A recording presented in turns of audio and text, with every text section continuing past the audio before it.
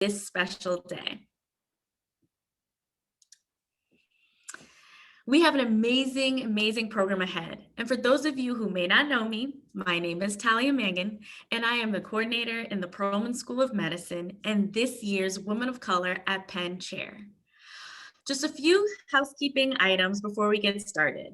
Please remember to keep your mics on mute if you're not speaking, and if you do not want to be recorded, we ask you to please keep your videos off so you can continue to enjoy the program. Lastly, there will be an opportunity to network at the end of the program. Our program will begin with a university welcome by our president, Amy Gutman.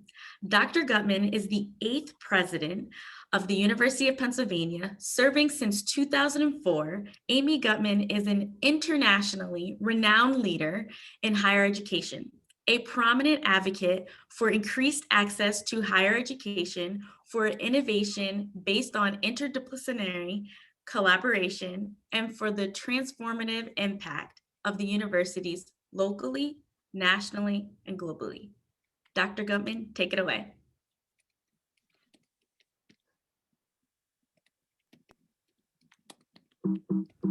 Thank you, Thalia. It is a special challenge to chair the Women of Color at Penn Committee in the midst of a global pandemic. On behalf of us all, we thank you for your determination, your efforts, and your passion, and for everything that you and the committee have achieved. We have faced daunting and at times devastating challenges since February 2020. Those challenges continue too often to land disproportionately on women. Far too frequently, they fall with particular weight on women of color. When the story of these times is told, it will be a story of faith and determination, of courage and perseverance. The women of this community have met each test by tapping into deep wells of resilience and resolve, learned from our foremothers and mentors. This year, the committee honors 5 wonderful women. 2 are exemplary students, Siaska Yulis and Olutosin Owuyemi. 2 are remarkable Penn staff members, Cherise Laud Hammond and Lashana Myers-Connell. The 5th is an honored member of the community, Antoinette Coward-Gilmore. Each of these outstanding individuals has worked to leave the places and the spaces they inhabit better than they found them. Each will be individually recognized this afternoon, but before that, I want to take this opportunity to say to you all, congratulations, and more importantly, thank you. For more than 30 years, Women of Color at Penn has illuminated and celebrated remarkable women of color whose work, while not unnoticed, all too often had gone unsung. Today, as in years past, we sing a collective song of joy for all they do. I want to thank all of the members of the committee for their work to make today's celebration possible. I celebrate as well the wonderful webinars and virtual gatherings that nurtured our connections to one another during the past year. And I want to offer special thanks to Yolanda Washington, who steps up to become next year's chair of the Women of Color at Penn Committee. My warmest thanks to each of you for joining us today. This annual celebration means so much.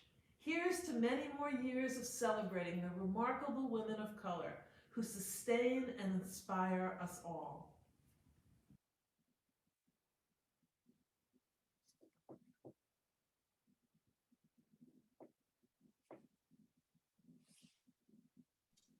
Thank you, Dr. Gutman, for your lovely welcome.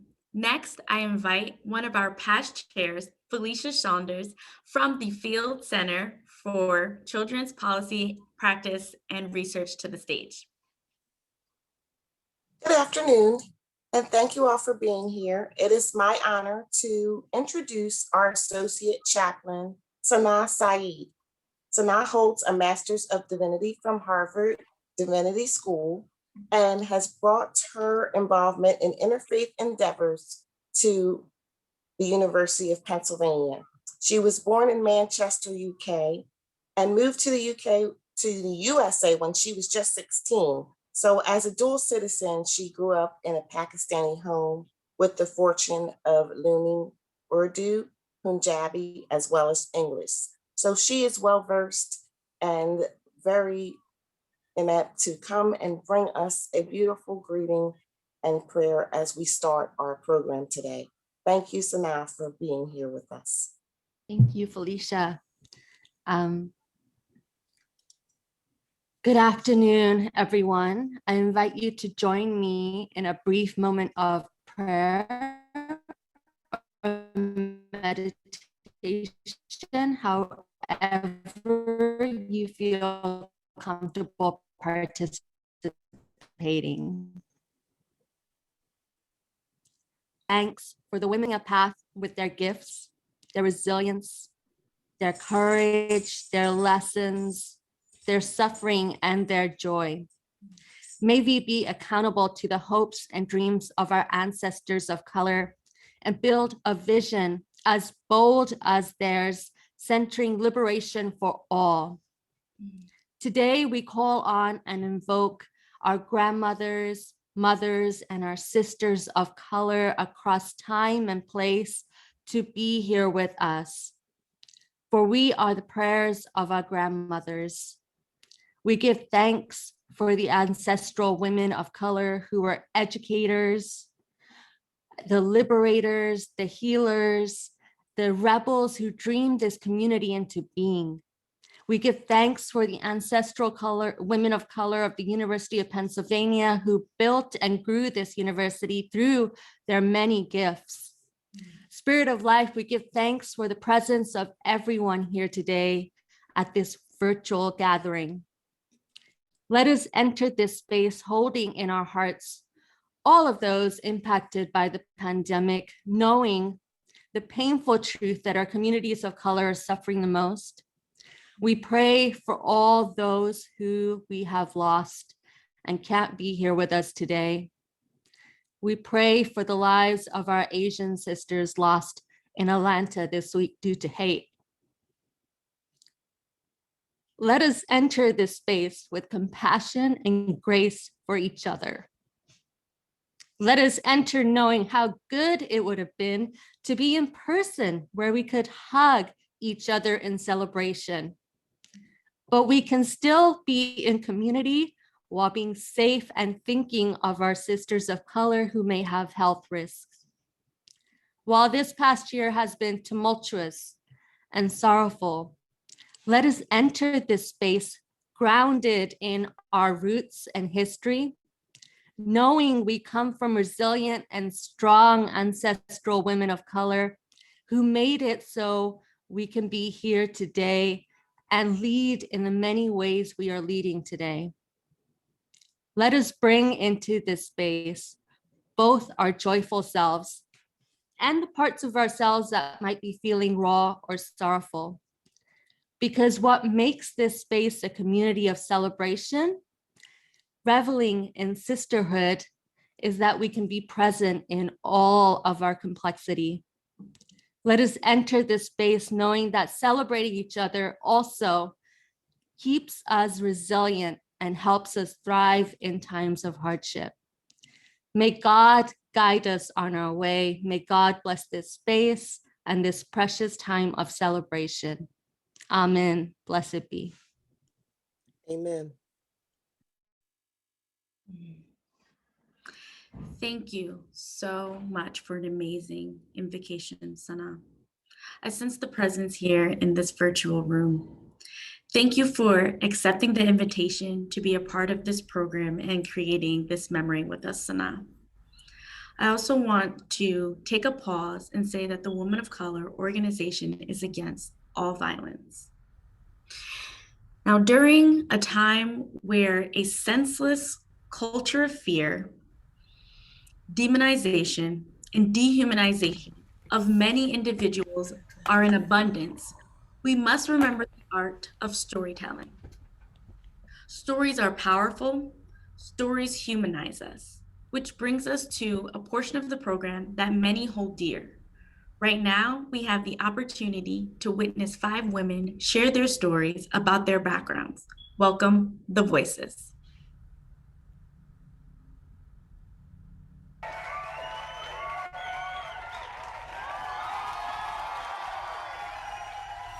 Deonde Mbong, Hi, my name is Toyce Holmes. I'm an enrolled member of the Kiowa tribe of Oklahoma from the Audubon family, and I'm a Skokie Creek from the Wind Clan. First, I want to acknowledge the land I'm standing on, Lenape-Hoking, whose original caretakers were the Lenape people. Today, I want to honor the women who gave me life: Pam Wesley, Aline Audubon, Frances Sudel, Phyllis Audubon, and Mabel Yahola. I've been blessed to carry their beauty, their strength, and their teachings. And I'm also very proud that I was able to call them mother and grandmother my entire life. May I never forget who I am. And finally, I want to pay honor and respect to my grandmothers, those women who for over 100 years saw me coming from a great distance and prayed for me. Ella Yahola, Hattie Simmer, and Clara Seitoma. May we never forget where we come from. Aho Mado. I am she and she is me. We are sisters, we are one. Hi everyone, my name is Sarah and I am an Algerian American. I was born and raised in the Philadelphia area with roots tracing back to Algeria, the biggest country in North Africa. Since Algeria is an Arabic-speaking country, there may be the assumption that everyone in Algeria also identifies as an Arab. However, there are minorities within this country, as well as the North African region, that are large in number yet not commonly spoken about. I said that I'm Algerian American, but to be more specific, I am an Algerian Berber American. Berbers are the pre-Arab immigrants of North Africa. Berber is commonly used outside the region, but Amazigh is another term used. Both are used interchangeably. There are multiple ethnic groups within the Berber group. I belong in the Mozabite group, and each individual is referred to as a Mzab. Mzabs are primarily located in the Mzab Valley in the Saharan Desert in Algeria. My parents grew up in this region, and as a result, I was constantly reminded that this was where I belonged, my home, no matter how far apart we were. My parents' zeal pushed them to preserve the culture at home in America. How? By speaking Tomzabt, our Mzab language, by cooking foods that remind us of our family, like couscous, which in Tomzabt is called ushu, and by befriending the few Mzabs that we knew in Philadelphia who became our closest friends. I was never overwhelmed by this because I felt extremely grateful to be a part of this community. The humble, conservative lifestyle they live allows you to slow down for once. The nature in the desert, which you wouldn't expect, the palm trees filled with dates, the gardens filled with fruits like figs, and the people, family or not, who are welcoming, despite how little I visit. However, when I immersed in American society, and as I grew up with people not like me, I felt confused. I didn't have the safety net of my parents or my family friends at school. Identifying as two minorities, Mzab and Muslim, meant I got many questions growing up, and I never really had clear answers for them. I wouldn't shy away from saying we're Algerian, but many people asked if we were Arab, and oftentimes assumed that we were Arab. Explaining to my peers in my teen years that I was not Mzab was almost embarrassing for me, as it was such a complicated topic that I felt they wouldn't appreciate. So therefore, I started to verbally identify as an Arab. By saying that I was Arab, I wasn't implying that I was superior or inferior to Mzabs. Rather, it was more of a cover-up to avoid explaining the culture, traditions, language, and religion of what I'm a part of. Just because Mzab was a term no one has heard of before. However, a pivotal moment in my self-identity was in my freshman year at Penn in my Arabic class. We were learning Arabic numbers with a partner, and my partner asked me where I was originally from. At the time, I felt compelled to tell him, so I did. I told him I was an Algerian Berber. To my surprise, he knew what that meant, and coincidentally, he was working on an Amazigh workshop at the Middle East Center at Penn. He asked me if I wanted to be involved with this event, and delightfully, I recruited my friend, and together we were able to teach some Tomzabt and teach about the history, tradition, and culture of the Mzab Valley together. It was such an eye-opening experience for me. People came to this event to genuinely learn about the Berber groups. When I was talking to individuals, I recognized that although there might be some familiarity about Berbers, no one really knows about the cultures and traditions within the group. I felt so inspired to hold on to what it means to be a Berber, to be an Mzab. My parents wanted to start a family in America for me to prosper as a woman using the opportunities available, as that was not always necessarily the case for my family. However, my parents have also taught me to understand who I am and to appreciate it, to be humble and to love. After the workshop, I realized that I could not identify as an Arab, a group I am not a part of. It forced me to realize that yes, there is a difference between being an Arab and being a Berber in terms of time of inhabitants, land, culture, traditions, and other factors, but together we make up the Middle East North African region. I felt compelled to make a decision. Will I continue identifying myself as something that I'm not for the sake of awkwardness? I'm speaking about this today because I now truly feel confident in my self-identity. So to reintroduce myself, hi, my name is Sada, and I am an Umzab Muslim American. Thank you. I am she, and she is me. We are sisters, we are one. As a Black girl growing up in the 80s and 90s, I never really learned how to cope with trauma and pain. You were supposed to hold it in and stay strong, always fight. And that's what I've done. I fight. Fight to protect myself, my Black son, my Black partner. Although my mother was one of the strongest, smartest Black women I ever knew, I watched her deteriorate physically, emotionally, and mentally. Years after her passing, I still constantly wonder if she ever knew a healthy way to cope, if she ever took a deep breath and exhaled some of the pain. I wrote those words last May on my 38th birthday. That's the day I learned how to exhale. On that day, my body was attacking me from the inside, my country attacking me from the outside. I had been processing a breast cancer diagnosis for about 2 weeks. I had also been watching our country and the fight for Black lives reach a tipping point.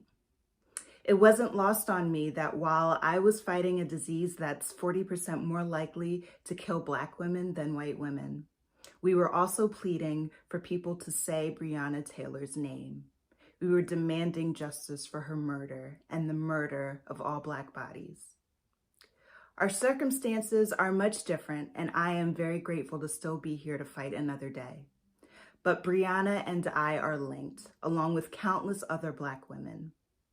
Our mortality, our place on this earth, is subject to the whims of deep-seated institutional racism. We are subject to a nation and a history rooted in the exploitation and commodification of Black and brown bodies. However, through all of the chaos and trauma that the past year has brought us, I've seen and experienced a significant silver lining. I've seen brilliant minds emerge from the youngest generations. I've seen artists and writers depict and articulate our history and pain in ways that I've never seen before. I found refuge in a community of mothers and fathers, friends and activists, as we bonded through laughter and testimony. Every day I can go on social media or call up a friend and witness Black joy, Black love, and Black pride. It's the same joy, love, and pride that my mother gave to me and that I hope to give to my son. So I leave you with some words from Audrey Lourdes' Cancer Journals, which is truly a gift to any person facing breast cancer. But I think the message will resonate with all of us after a year full of death, disease, and uncertainty. Living a self-conscious life, under the pressure of time, I work with the consciousness of death at my shoulder, not constantly, but often enough to leave a mark upon all of my life's decisions and actions. It does not matter whether this death comes next week or 30 years from now. This consciousness gives my life another breath. It helps shape the words I speak, the ways I love, my politic of action, the strength of my vision and purpose, the depth of my appreciation of living. And with that said, I wish you love, peace, and health. Ashe. I am she, and she is me. We are sisters, we are one. Hi, my name is Amin Kaur. Some of you may recognize me as the Community Health and Engineering Librarian at the Biomedical Library, or as a non-traditional student taking ASIM 110, Asian American Activism, this semester. I would like to thank the Wocap organizers for inviting me to share my voice today. The week I received the invitation was also the week I got to see my parents, my dad for the first time since Thanksgiving, and my mom for the first time since mid-October. Even though I told my dad not to bring anything, my parents came with multiple bags and boxes worth of homemade food, the smelly food that my childhood classmates used to make fun of me for eating and now are ordering for takeout and delivery. During the visit, my mom shared stories about her first grandchild, my niece, who's turning 2 years old this summer. She's growing up bilingual with English and Punjabi, so everyone around her has to work overtime to understand what she wants, since she switches between the languages on her own terms. For example, Mama, is she calling for her mom in English or for her uncle in Punjabi? I think about what her K through 12 experience is going to be like in a few years. Will she be put in ESL classes like I was in kindergarten, despite already walking in, speaking and reciting the English alphabet? Will she be told to speak English at home, undermining how language is intertwined in identity? Then it was my dad's turn to share his update. My dad pulled out his phone and shared a photo my uncle sent with my younger cousin's poster. She's running for office to represent her neighborhood, and if she wins, she'll be the first woman and the first South Asian representing her hometown district in history. My mom knew to feel proud about this news, but she asked me to explain what a city council person does and is it a good job. I chatted with my parents about the hard work that my cousin and her supporters are currently doing to make sure that people know how to vote, and if she wins, she'll have to work a 24/7 job to help her neighbors. In the spirit of my cousin's advocacy, and as the Asian voice of color, and understanding the history of BIPOC solidarity at Wocap, I would like to take a moment to raise awareness of the rise of anti-Asian racism, the verbal, written, and physical attacks of people of Asian descent, particularly the recent attacks against the elders of East Asian descent across the country due to the racism fueled by the COVID-19 pandemic, as well as the continuing Islamophobia that is faced by South and Southeast Asian communities, whether they identify as Muslim or not. This anti-Asian violence is made possible due to anti-Blackness and anti-indigeneity, which indeed happens within Asian and Asian American communities and families. And we need to recognize and address all of this and how these actions of hate support the system of white supremacy. Thank you for allowing me to give my voice today. I am she, and she is me. We are sisters. We are one. Hey everybody, my name is Amanda Peña and I am a dual master's degree student here at Penn studying social work and city planning. I'm also a full-time college counselor for Penn's Upward Bound program. So I know it sounds like I have a ton on my plate, and I definitely do, but I'm just so grateful to be here, and I'm so thankful to have the opportunity to share my story as the Latina voice of color. So my story begins actually with my undergraduate years. So I am the first in my family to go to college. My parents are first generation American born citizens, and my grandparents, my aunts, my uncles, and some of my cousins even were born in Michoacan and Jalisco, Mexico. And so their immigration story started my parents' story here. And my parents' story as children of immigrants started my story as a second generation American student. None of that really made any sense to me or mattered to me growing up, because a lot of the people in LA, we had kind of similar stories. You have mixed status, you have people from different backgrounds, and so you just kind of took it as like, okay, we're all American and this is what it is, and everybody has some kind of a story and that's it. Keep it moving. And I got to Notre Dame, and all of a sudden, the world was not like that. In fact, they looked at me and they didn't see American, they saw brown. And so people asked me, what are you? And made assumptions about me, and they mischaracterized me, and they judged me, and they judged my stories, the context that I had, the life experiences I had, the jobs that my family members had. None of it fit in that space. And so it was the first time that I no longer thought as an individual, and I really started to subscribe to being community. Like, I was my grandmother's story and my aunt's stories and my cousin's stories and my mom's story and my sister's stories. Their stories were in my body, and that was the only thing I knew how to communicate. And rather than try to assimilate into this institution, I started to dig deeper inside, and I really started to reflect on what it meant to be what these people saw me as, what the world sees me as, and what the real story is, so that when I walk into a space, by sharing their truths, I am contributing to the truth of that collective narrative. And so being here at Penn, it's the fight continues. It's still carving out spaces for people who look like me, but who sound like my aunt, but who look like my cousin, but who got here like my grandmother. It's creating spaces at the table for stories that don't necessarily know how to get written or how to get published, but deserve to be heard. And so I stand on the shoulders of giants, on the backs of these women who are so strong and who never let me see them cry, because they protected me from the pain and the struggle and the fight for survival, so that I could walk into a space and feel like I belong there.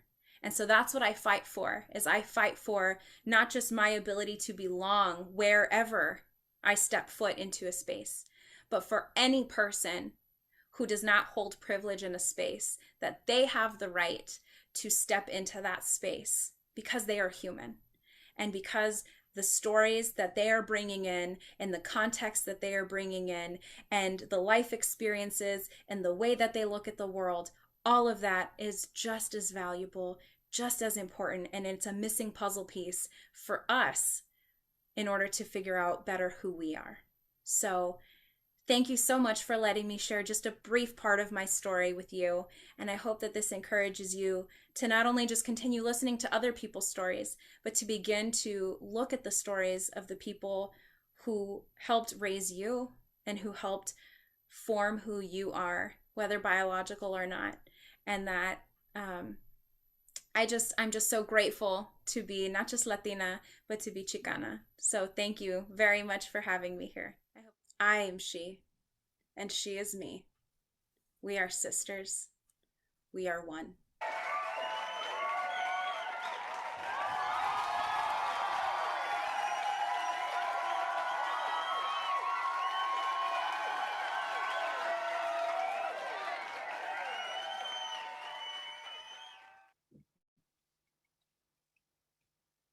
Wow. Thank you, voices. It is an honor to hold space for you to share your story and to hold your story. I implore everyone in the audience to not take this honor lightly. It is literally power that you are holding. So as I guide you through this virtual experience, I must take a moment of acknowledgement of our past honorees. We acknowledge with respect and admiration the presence of our past Helen O. Dickens Lifetime Achievement honorees, as well as our past Joanne Mitchell Legacy honorees. It is on your shoulders that we stand. Val Cade, Gloria Gay, Loretta Jamont, Sharon Smith, Joanne Mitchell, Pat Ravenel, Isabel Sampson Knapp, Sharon Ayler, and Michelle Ray. Thank you for standing in your power and showing us the way. Now, I will turn things over to our awards presentations, followed by brief comments from our honorees. I invite Regina Bynum from the Netter Center for Community Partnerships to introduce our undergraduate honoree. Thank you so much, Thalia, and good afternoon, everyone. I am thrilled to introduce our honoree for the 2021 Woman of Color at Penn Undergraduate Student Award, Miss Siyaska Ulisse. Siyaska is a senior here at the University of Pennsylvania, majoring in the biological basis of behavior, neuroscience, with minors in healthcare management and chemistry. She is dedicated to increasing the representation of Black students in healthcare fields. Siyaska has many accomplishments here at the university. In particular, some of those include her participation at the Netter Center for Community Partnerships. Her outstanding work includes the Educational Pipeline, Moelis Access Science, Community School Student Partnerships, the Penn Program for Public Service, and she serves on our Student Advisory Board.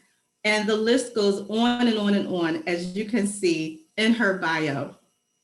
In addition, Siyaska is a member of Delta Sigma Theta Sorority Incorporated. She is the current president of the Minority Association of Pre-Health Students. She is currently volunteering once a week at the Sayre Health Center to distribute COVID-19 vaccines to Philadelphia residents. And her postgraduate plans include research on health disparities and implicit bias among physicians at Brigham and Women's Hospital and Harvard Medical School. Before I welcome Siyaska to the stage, I just want to say that regrettably her award is en route. So Siyaska, we all look forward to seeing it on the website once it arrives. We're so proud of you. Congratulations. Thank you so much, Regina, for just sharing my bio and all of those kind words. I really want to take this moment to really thank the Netter Center staff, but I now have to say my Netter Center family for just believing in me enough just to nominate me for this award. I remember seeing a previous mentor of mine receive this award last year, and she recently graduated with her MPH. And I was thinking, wow, I know exactly why she got that award. And to now be recognized along the same vein as her is so hard for me to wrap my head around. I never do the work that I do to be recognized because service to others is just a vital part of who I am and how I was raised. But I'm so honored to be recognized for my extensive work with the West Philadelphia community, and I'm so excited to see how I can give back to communities after graduation to create a space for people who look like me. I would like to thank my family and friends who are in the Zoom audience today, as I would not be here without you all. And I end this to say that the fight is not over and the march continues on. I am she is me. We are sisters and we are one. Thank you, Siyaska, a bright, shining light. Thank you so much. And thank you, Regina, for bringing such a wonderful and beautiful rising star. Next, I would like to introduce Ala Toyson Owayeme. She is a beautiful young lady, a bright and shining light, impacting the world and helping shape the future of medicine for underrepresented communities of color. She's letting the world see what a phenomenal woman she has become. She is the youngest of three, and she grew up in Maryland. When Toyson was 5 years of age, she had a chance to travel to Nigeria with her family. And she saw the impacts of how physical and mental health impacted poor communities. She saw the negative impacts on the forgotten people of society. That led her on a trajectory to make her mark in the world of medicine. That path led her to Philadelphia to attend the University of Pennsylvania. She has come to love the city and all of its flavors. Among her many accomplishments, in May of 2020, With the SNMA chapter of the Perelman School of Medicine, Oliver Toyson organized the medical students across multiple organizations to write a 22-document outlining 17 evidence-based initiatives for the school to pursue in order to approach racial equity in medicine. She was able to meet with senior leadership of the school to address official support structures to support students underrepresented in medicine and assisted with new processes for formal diversity and inclusion, the structures within the School of Medicine. This is some of the work that she is most proud of due to the long-lasting effects that will be happening at the School of Medicine. I present to you Oliver Toyson Owayame, the Graduate Student Honoree, Women of Color recipient. She's not able to be with us today, but we have her recorded acceptance. Hi everyone, I wanted to extend my sincerest apologies that I'm not able to be there today live in order to accept this award. However, I do want to express my extreme gratefulness for the nomination and for the selection. This year has been a very difficult year, yes, in the setting of COVID, but also with the magnifying glass that's been held up to the ever-present history of racism and structural inequity and contemporary presentations of those as well. I think it really challenged all of us to use our creativity to determine how we're going to ask the same questions that we've been asking for several years, but demand a different response and demand action now.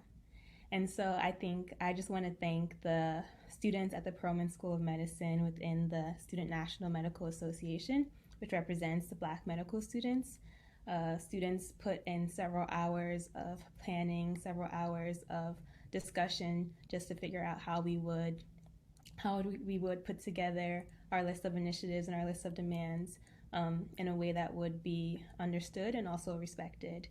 I think that the students have been amazing role models to myself, as well as they've been trailblazers in the way that they have been asking these questions for years.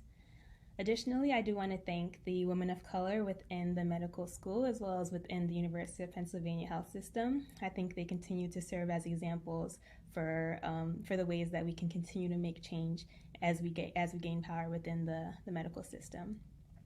Finally, I also wanted to thank the other students at graduate schools and within the undergraduate campus and administrators who continue to show how we maintain this momentum and continue to show just how much we can make a difference when we all work together. And of course, the community members who have been working at this and who have just shown us all how it's done. Thank you. Thank you, Tosin. It is always amazing to look at all that our students are doing. We congratulate you. Good afternoon, everyone. I am Valerie Dorsey Allen, Director of Penn's African American Resource Center, and I have the distinct delight to introduce and present our staff honoree, Sharice Laud Hammond. I recently watched with pride as she was featured on Channel 6 News for being the first Black director of Penn Women's Center. A graduate of Penn's MSW program, helping others has always been her passion. She makes it her mission to always provide an inclusive, welcoming environment for all who cross the threshold of the Women's Center. Sharice is an inspiring leader, a dedicated social change agent, an exceptional advocate, and a loving daughter and sister. But of all the roles she plays, her role as mother to her son, Kyle Preston, is one she is most proud of. A few years ago, her son drew a picture of himself sliding into her arms.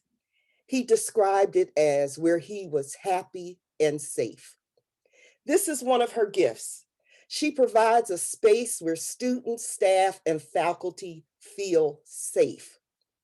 Before the pandemic, you would often hear students in the kitchen cooking, talking, and laughing like they were at home.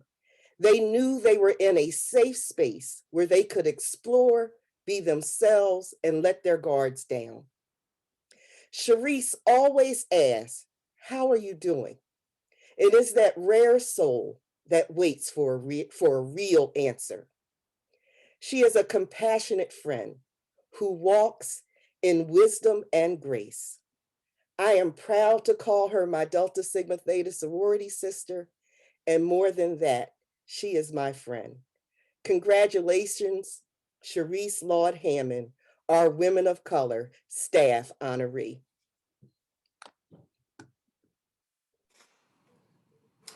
Thank you so much, Dr. Val. I think I have to put this up, I guess.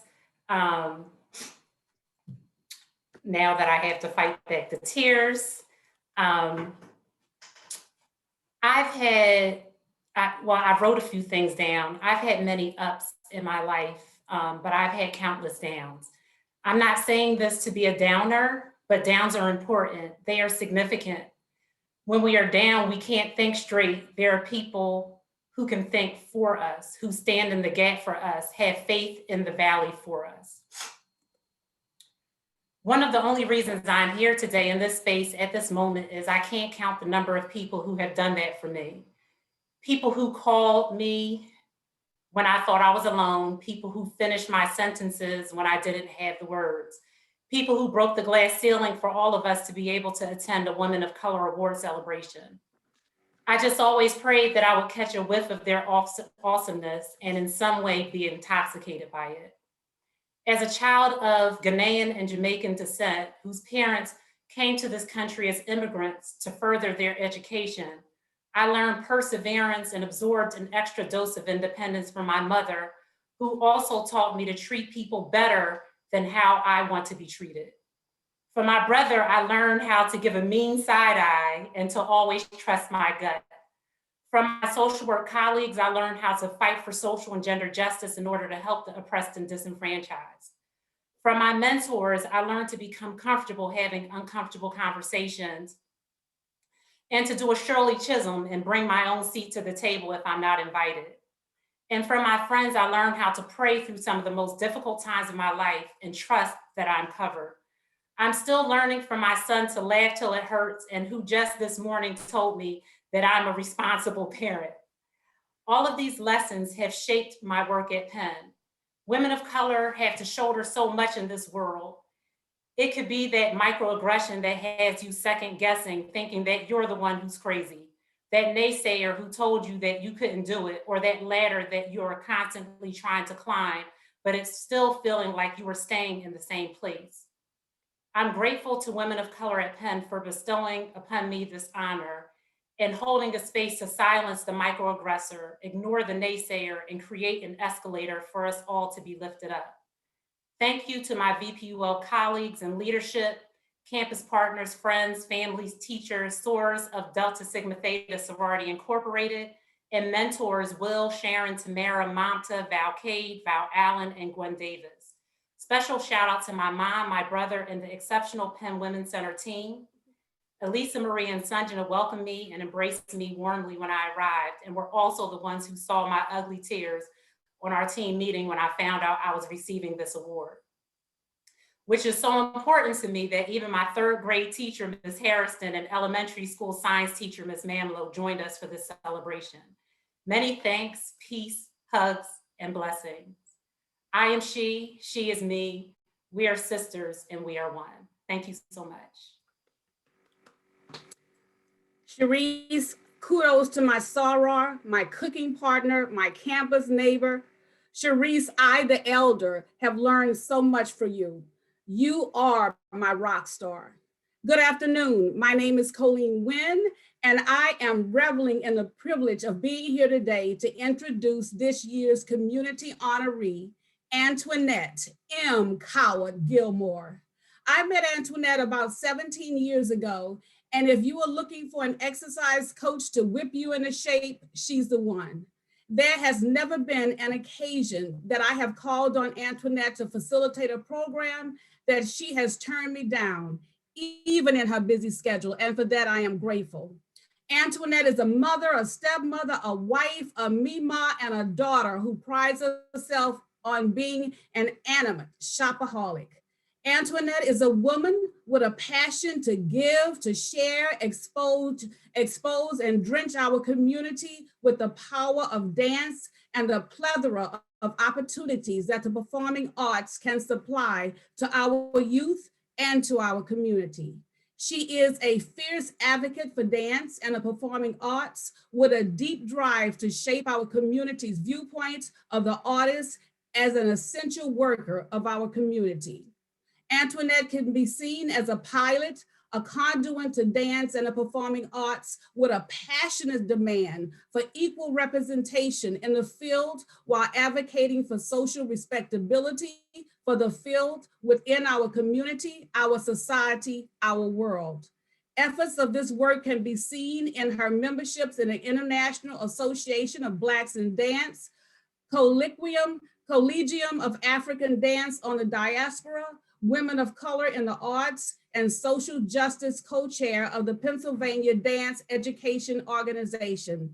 Though Antoinette is a mother, a wife, a grandmother, a daughter, dancer, choreographer, artist, director, producer, teacher, artist, at the core, she is community that wants to pay it forward and see our village to continue to rise to its greatness. Congratulations, and I present to you Antoinette M. Coward Gilmore. Ashe, thank you, Miss Colleen. You can all see my beautiful award with my virtual background. I am woman, phenomenal woman. That's me. I am woman, hear me roar. Ain't I a woman? And now we have, I am she is me, she's my sister, we are one. Ladies, I really cannot express how magnetic, how overwhelming receiving this award is and is showering over me right now. First, I always have to give honor to the Creator. I have to give all my honor to my mother, who is on the call, Rosemary Jordan. If it was not for her, I definitely would not be before you today. I always give honor to my mentors who are on this call. Patricia Scott Hobbs, who's my first dance mother, Diane Leslie, who's my acting mentor, Dr. Valerie Dorsey Allen, Miss Colleen has become a wonderful guiding spirit. Diane Harvey Salam, my dance mentor in New York, my second dance mom, my soror, my Ivy Beyond the Wall, Faye B. Snow. And I have to always give acknowledgement to my partner in crime, which is your sorority sister, Dr. Takia Noor Amin, who submitted my nomination. Always to my godmothers and my aunts, Joyce Diane Brown and Mildred Swan. And I have countless of my sisters, my family, my friends, my sorority sisters of Alpha Kappa Alpha Sorority Incorporated, particularly Ernestine Young and Frankie Graves, for if it was not them, I would not be an honored woman of Alpha Kappa Alpha. Dance is my heart, dance is my passion, but that has led me to be an advocate for a better day for our community. Listening to all the stories of what we do as women, I can't repeat it enough because it is who we are. We are the protectors, we are the life givers, we are the ones who bear the responsibility, and we keep it pushing no matter where we are in our own journey. I feel beyond honored, and you guys have just risen the bar for me, because being in this eloquent space of love and sisterhood tells me I still have work to do. It's wonderful to be able for someone to break the ceiling for you to achieve in your own space and in your own energy, but to be around women that do it every day with selflessness, with passion, with power, lets me know you got more work to do. And you have to do it with so much more grace, with so much more eloquence, with so much more finesse. I mean, we all come with our own swagger, but being around you ladies, you're telling me to step my game up. So that is what I honor to do. I thank you, women of color, for seeing the selfless work. And as my sister said earlier, we don't do this work for recognition. We do it because we're called upon to do it. My family, my mentors, my circle gave it to me, so it is my responsibility to give it back. Access, representation, having our voices heard, making sure we are at the table. And yes, I have to applaud my soror, our Vice President, Kamala D. Harris, because she broke it for us. We are at the table. We are making it happen. We've been making it happen before, but we are truly now in the White House, making it shift for our people. So I could talk you forever. I could go on and on, but I say ashe. I uplift everyone in this room. I uplift our brothers as well as our sisters. I uplift everyone of color. And we still give honor to just being Americans and living in this country. So my message to you is keep fighting, keep pushing. We do have a better day. We will get through this. I thank you. This will always be a reminder to me that my work is not done. I will always, always keep pushing to honor the legacy and the shoulders that I stand on. I thank you. Ashe.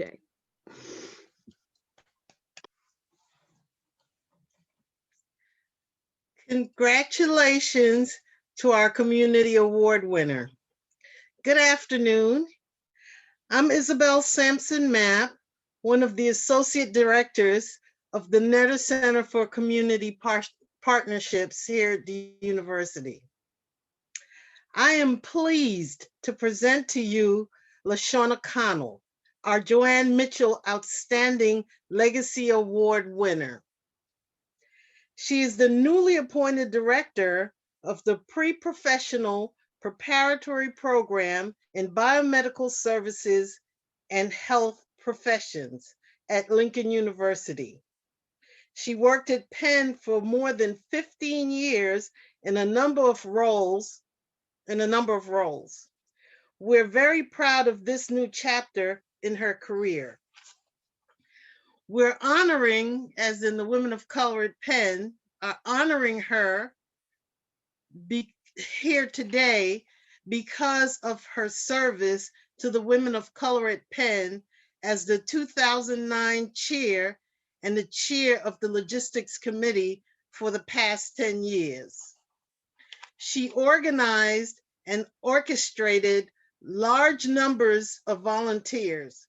Her poise inspired confidence, especially when something unexpected happened during the annual luncheon with over 300 in attendance. And she made the notable contribution that you guys heard over and over, incorporating the phrase, "We're women of color, I am she, and she is me," for the voices of color. The phrase is recognized as one of the most memorable contributions to the program. LaShawna Connell is a modern Black woman and a proud Philadelphia native. She's married, a mother of 3 children, and is a dedicated professional. Recruiting diverse students into STEM careers has been and continues to be her passion. I'm amazed that she still finds time to serve. Congratulations to you, LaShawna Connell. And if you think you heard everything about her, you didn't. Please see her full bio on the Wocap webpage. LaShawna.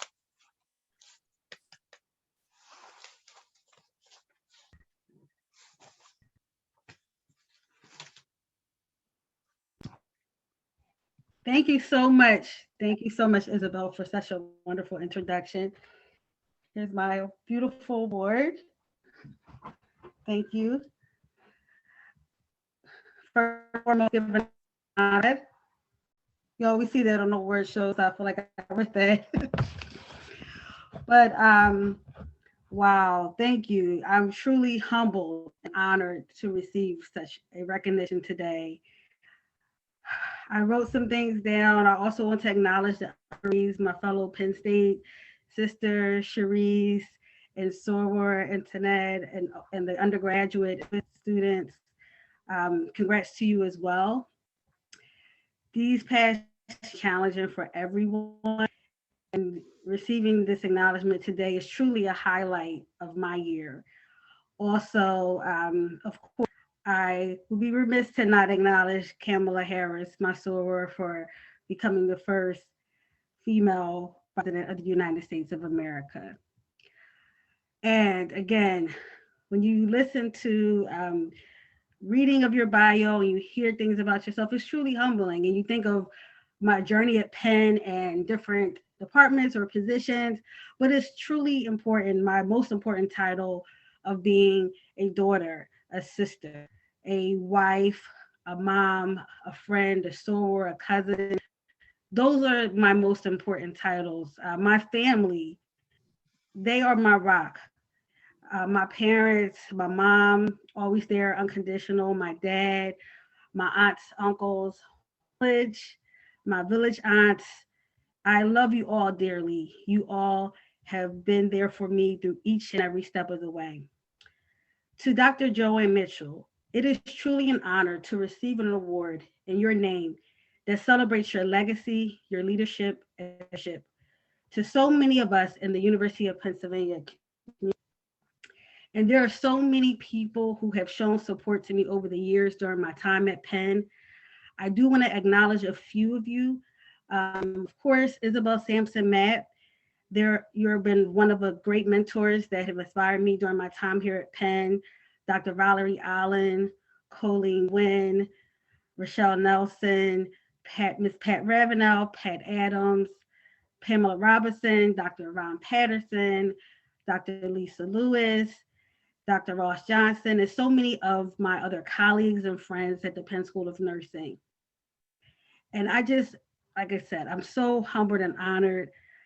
I'm just overwhelmed with joy. I just thank you all for this acknowledgement. And it's just truly has made my day, it's made my year, and I'm really gracious.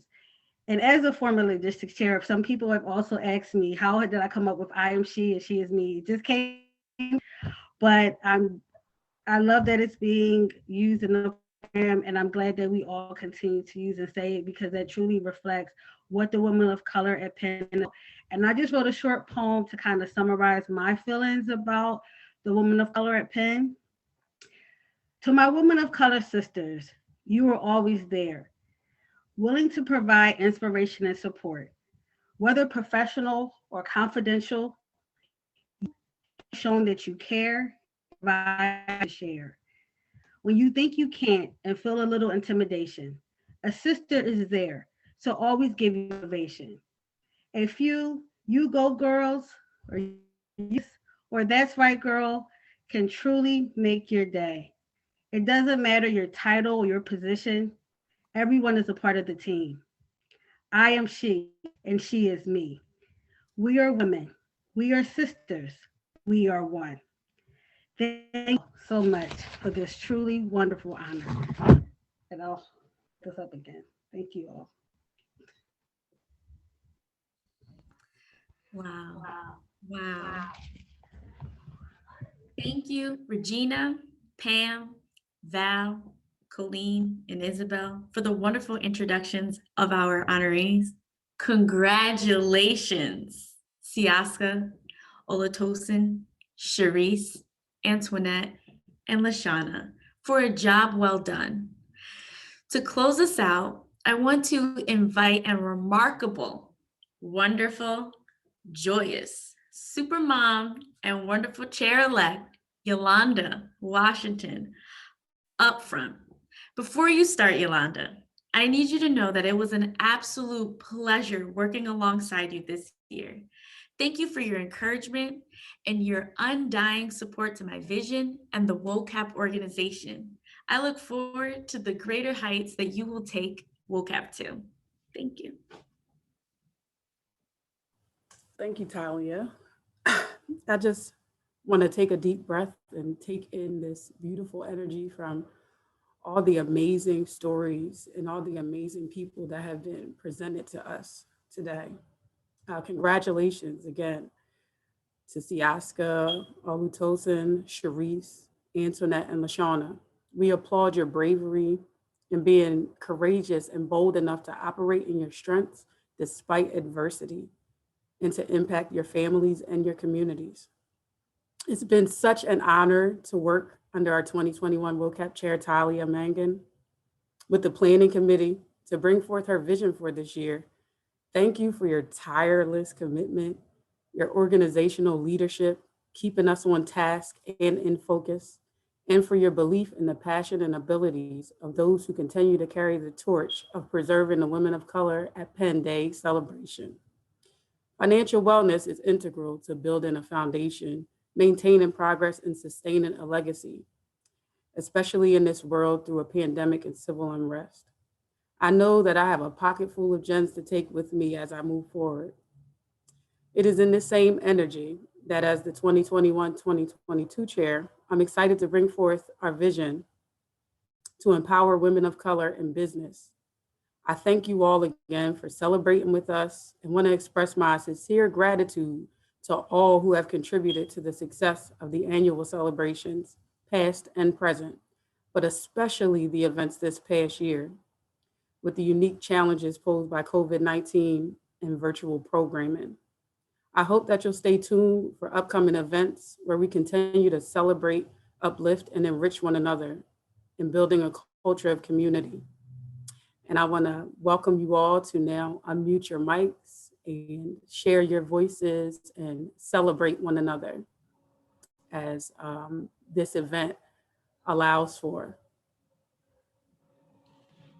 Congratulations. You have to tell me once. Congratulations.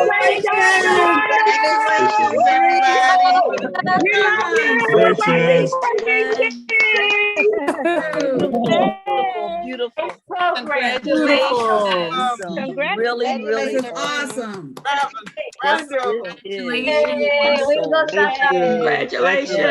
Congratulations.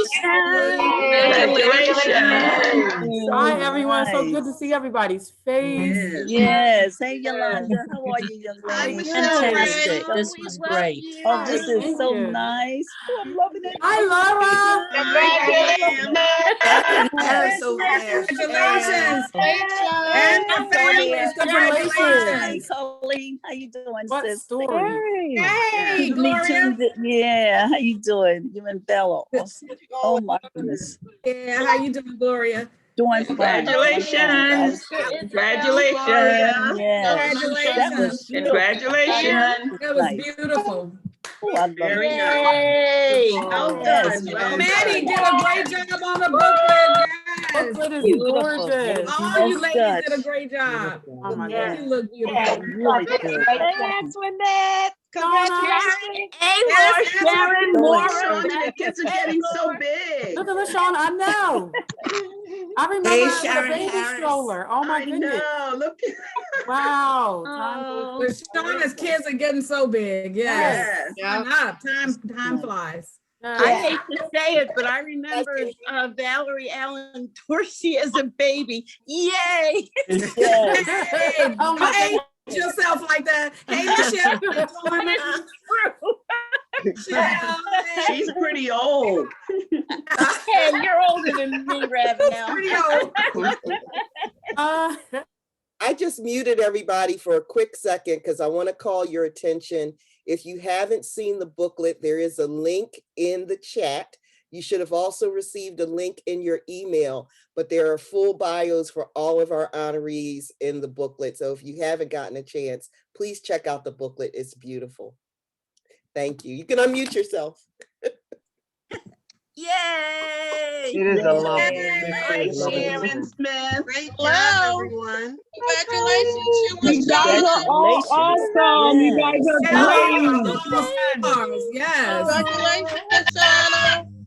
Hey, Lashana. Congratulations, Lashana. Thank you also, Sharice. She looked beautiful. Well done. Yeah. Lashana, I'm so proud of you. Congratulations. So proud of you, Lashana. Mom Spiker is on here. Hi, Mom Hey, Spiker. lots of deltas in the house.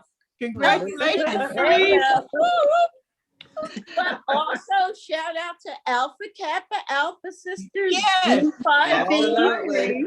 Sigma Gamma Rho, and our brothers. Yes. Alpha Phi Kappa. Hi, Alpha Laura. Phi Kappa just for a bit. But anyhow, yay, everyone. You know who's a past award recipient? Jamie Leanne Long. I'm not sure if her name was mentioned. She's on here. Oh, nice, Cherise. I can't see you, but it's Hello. She doesn't have her, I think she's at work and doesn't have her camera on. Oh, yeah, probably. But she's there. And Loretta Jamont gives a shout out. She had another meeting address. So. Love you, you, know that Jamie. Hi, Sora, Marcia Penn, Marcia Penn. Shauna, congratulations. There's Jamie. There's Jamie. Congratulations. Congratulations. Everyone, please know Jamie is one of my former dancers, and this is her body on my logo. Oh, wow. Wow. Yes. Robert. Wow. Ladies, I have to leave you to go teach. Many blessings and thank you for this honor. Congratulations. Keep up the good work.